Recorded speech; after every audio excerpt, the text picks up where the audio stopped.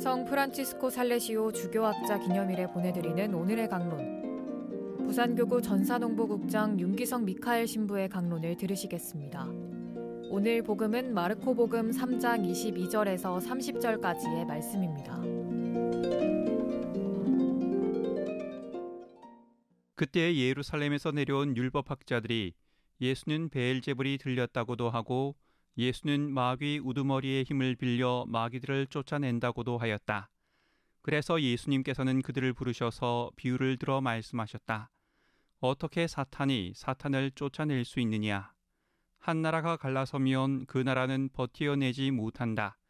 한 집안이 갈라서면 그 집안은 버티어내지 못할 것이다.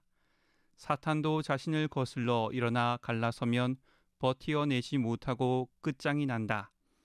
먼저 힘센 자를 묶어놓지 않고서는 아무도 그 힘센 자의 집에 들어가 재물을 털 수 없다. 묶어놓은 뒤에야 그 집을 털 수 있다. 내가 진실로 너희에게 말한다. 사람들이 짓는 모든 죄와 그들이 신성을 모독하는 어떠한 말도 용서를 받을 것이다. 그러나 성령을 모독하는 자는 영원히 용서를 받지 못하고 영원한 죄에 매이게 된다. 이 말씀을 하신 것은 사람들이 예수는 더러운 영이 들렸다고 말하였기 때문이다. CPBC 부산 가톨릭 평화방송의 청자 여러분, 우리 모두는 세례 성사를 받음으로써 예수님의 왕직, 사제직, 예언자직에 참여하게 됩니다. 특히 우리 가운데 오시어 하느님 나라를 선포하신 예수님, 병자들을 고쳐주시고 마귀들을 쫓아내시어 하느님 나라가 이미 실현되고 있음을 보여주신 예수님, 자신의 목숨을 내어주시며 참된 왕은 섬김을 받는 것이 아니라 섬기는 것임을 보여주신 예수님의 왕직에 우리도 참여합니다. 그래서 예수님의 왕직에 참여한다는 것은 예수님께서 보여주신 사랑과 자비로 우리 사회의 변두리에서 고통받고 있는 이들을 섬김으로써 하느님 나라가 우리 사회에서 실현되고 있음을 드러내는 일입니다. 당감동에 가면 요셉의 집이 있습니다. 이 집에서는 매일 기적 같은 일이 일어나는데요.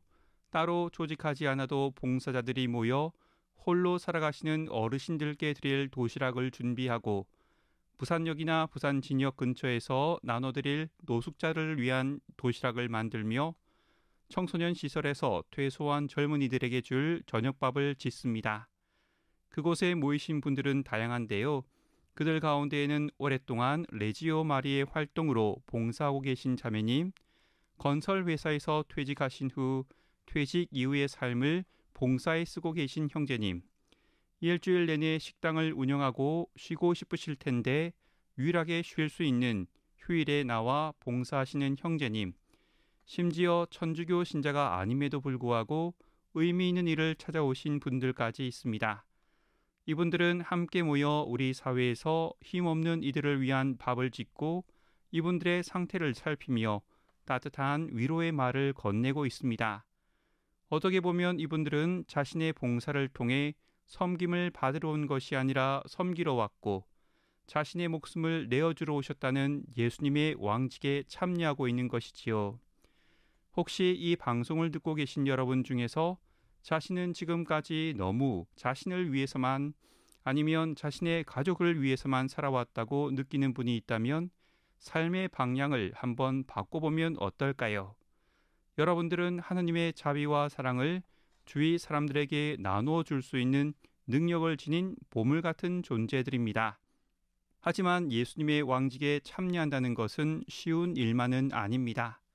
왜냐하면 오늘 복음에서 예수님께서는 마귀에 사로잡혀 고통받고 있는 이를 그 고통에서 풀어주시기 위해 마귀를 쫓아내셨음에도 불구하고 예루살렘에서 내려온 율법학자들은 예수님께서 마귀 우두머리의 힘으로 마귀들을 쫓아낸다고 모함하였듯이 우리 또한 예수님의 자비로운 마음으로 실천한 일이 주위 사람들의 오해를 불러일으킬 수도 있고 미움과 질투를 받을 수도 있으며 심지어 모함당하여 억울한 순간을 맞이할 수도 있기 때문입니다. 하지만 프란치스코 교황님께서는 기도함으로 우리를 더 이상 앞으로 나가지 못하게 하는 그런 어려움을 이겨내자고 말씀하십니다.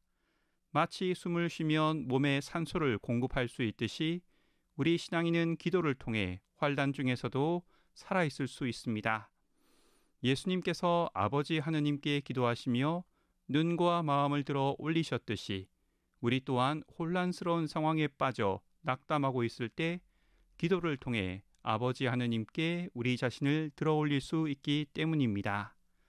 예수님의 뜻에 따라 살아가려고 하지만 우리 앞에 놓인 문제들이 너무나 커 우리가 한 일이 아무런 의미가 없다고 느껴질 때, 예수님의 마음으로 한 일이 이해받지 못하고 오해와 미움과 질투를 불러일으켜 그 일을 포기하고 싶을 때, 우리가 받은 상처가 너무 커 더 이상 밖으로 나가지 못하고 우리 자신 안에 갇혀 도저히 움직일 수 없을 때, 기도는 우리가 하느님을 만나게 하고 하느님께서 우리 안에서 일하시도록 하며 앞으로 나아갈 힘을 줍니다.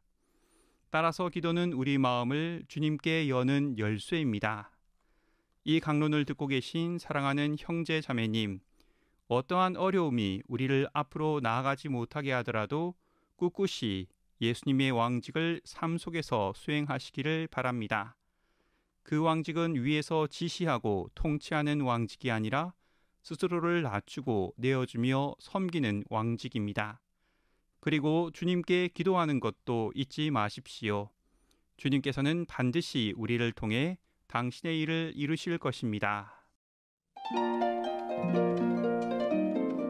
지금까지 부산교구 전산홍보국장 윤기성 미카엘 신부의 강론을 들으셨습니다.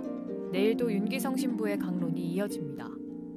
오늘의 강론 공인회계사 임만섭 바오로 형제님과 함께합니다.